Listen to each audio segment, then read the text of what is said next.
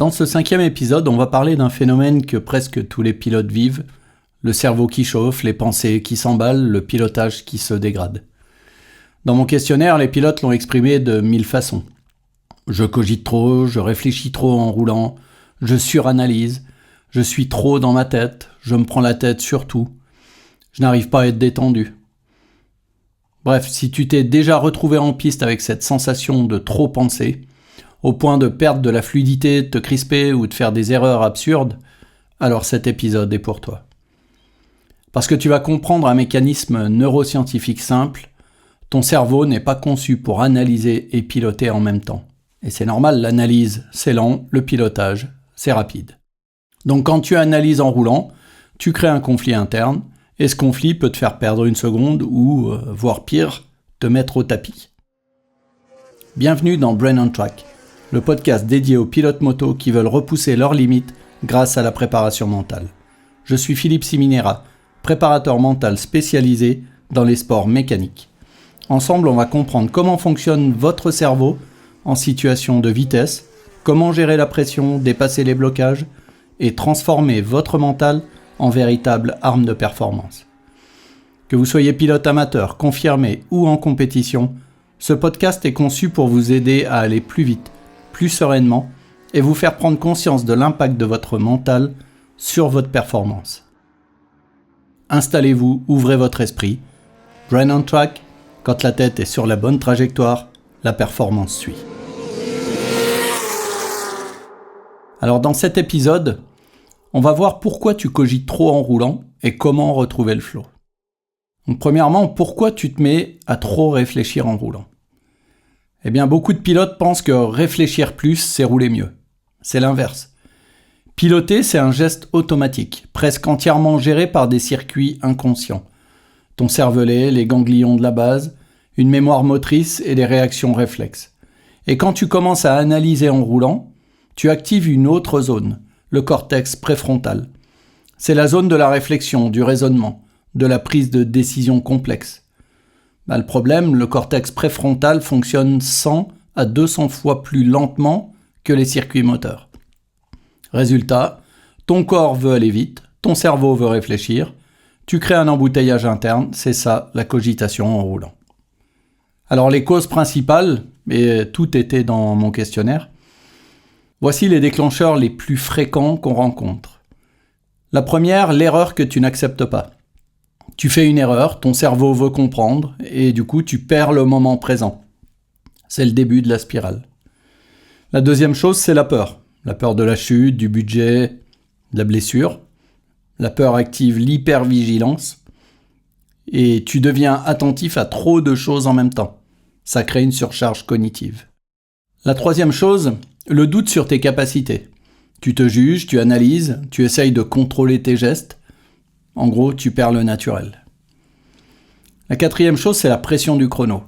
Quand tu veux faire un temps, ton cerveau passe en mode contrôle. Tu suranalyses ta trajectoire, ton pilotage, tes repères. Et enfin, la cinquième chose, le manque de repères clairs. Quand tu n'as pas de plan précis, ta tête cherche à compenser en réfléchissant. Ton cerveau déteste le vide, il le remplit avec n'importe quoi. Donc la différence entre un pilotage fluide et un pilotage cognitif, c'est une différence invisible. Mais le pilotage fluide, le mode flow, il est automatique, inconscient, c'est fluide, c'est rapide, plaisant, stable. Les zones qui sont activées, c'est le cervelet, le système moteur et la mémoire procédurale. C'est le même système que quand tu fais du vélo ou que tu joues d'un instrument sans réfléchir. Le pilotage cognitif, lui, c'est le mode analyse. C'est la réflexion, la lenteur, la crispation, perte d'instinct, les erreurs grossières.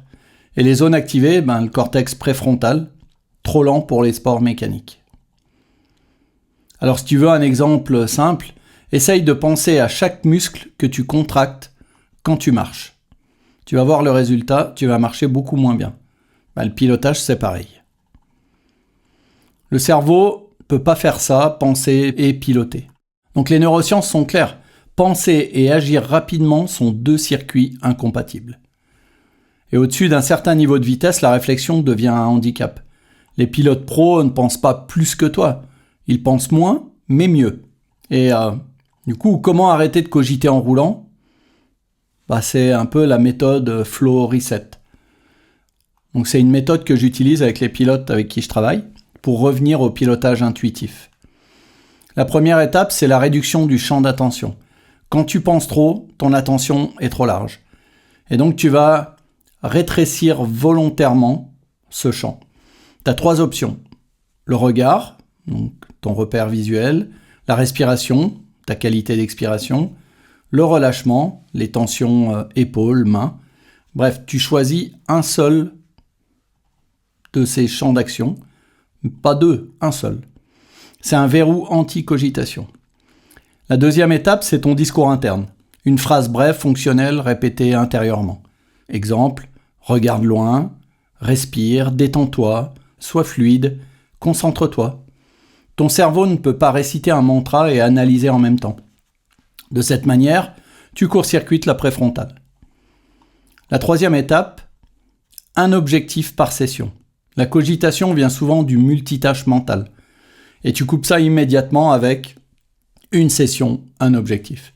Exemple, sur ta session, tu vas travailler tes entrées de manière plus fluide, ou tes freinages, qui soient dégressifs, ou ton regard, ou alors ta posture, ta position sur la moto, plus détendue. Le cerveau adore la clarté. Et la quatrième étape, l'acceptation de l'erreur. C'est le moment fort de cet épisode, mais tant que tu refuses l'erreur, tu paniques, tu analyses, tu cogites. Quand tu commences à accepter l'erreur, tu vas rester dans le moment présent et tu restes dans ton corps, dans ton pilotage. Et la phrase clé, c'est « L'erreur fait partie du tour, je n'ai rien à corriger maintenant ». C'est un interrupteur magique, ça arrête de cogiter. Alors tu peux faire un exercice qui va te permettre de faire un reset en 60 secondes. Et juste avant de partir, tu travailles ta respiration, on l'a déjà vu dans les autres épisodes. Donc, toujours la méthode 4-6. Tu inspires sur 4 secondes, tu expires sur 6 secondes. Et tu fais ça plusieurs fois, ça va calmer le cortex préfrontal. Tu choisis un objectif, le regard, ou la respiration, ou le relâchement. Et tu te répètes un mantra simple, fluide, respire, regarde loin. Et enfin, tu choisis une phrase d'engagement. Je pilote avec le corps, pas avec la tête. Et rappelle-toi, une session, un objectif. De cette manière, tu ne forces pas le flow et tu crées les conditions pour qu'il revienne. Donc en conclusion, tu ne cogites pas parce que tu n'es pas doué, tu cogites parce que ton cerveau essaye de t'aider, mais avec le mauvais circuit. Le secret n'est pas de réfléchir plus, le secret est de réfléchir moins, mais mieux, et surtout au bon moment. Dans le prochain épisode, on attaque un sujet très profond, la confiance après une chute. Comment reconstruire ton pilotage quand ton cerveau te protège trop.